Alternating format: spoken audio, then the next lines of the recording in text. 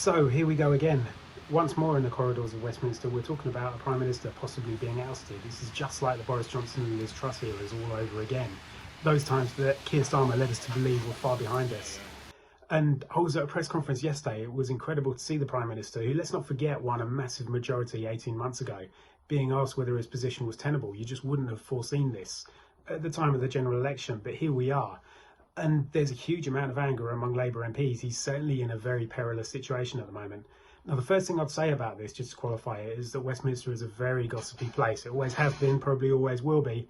And some of the rumours going around at the moment are frankly ludicrous. We know that there's a tendency to get overexcited about things. We know that there's a lot of chatter. We know that people are being talked up into leadership roles that they possibly don't even intend to challenge.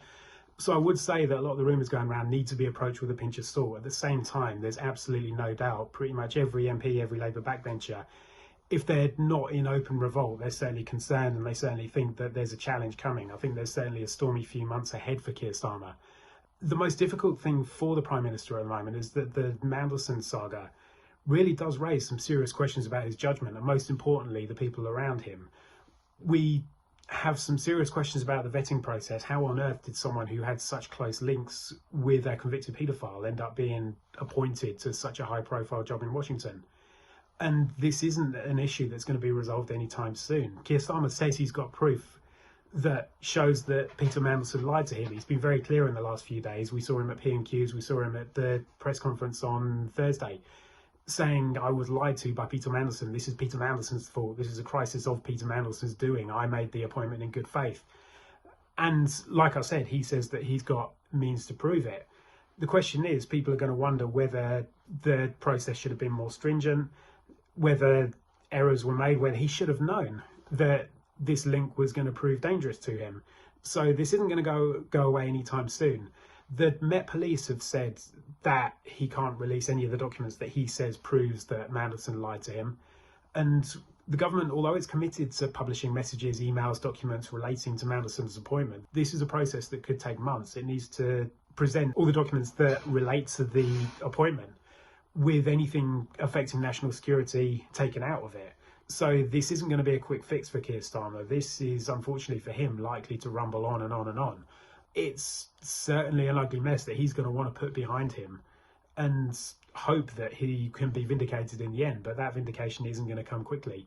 And even without this, there's the small matter of the Gorton and Denton by-election, as well as the elections for the Welsh Government and local elections, the Scottish Government.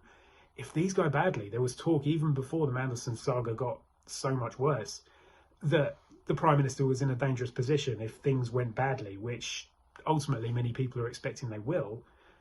Someone will step forward, someone will challenge him, and then we've got various names being bandied around Parliament as potential leadership contenders as our possible next Prime Minister.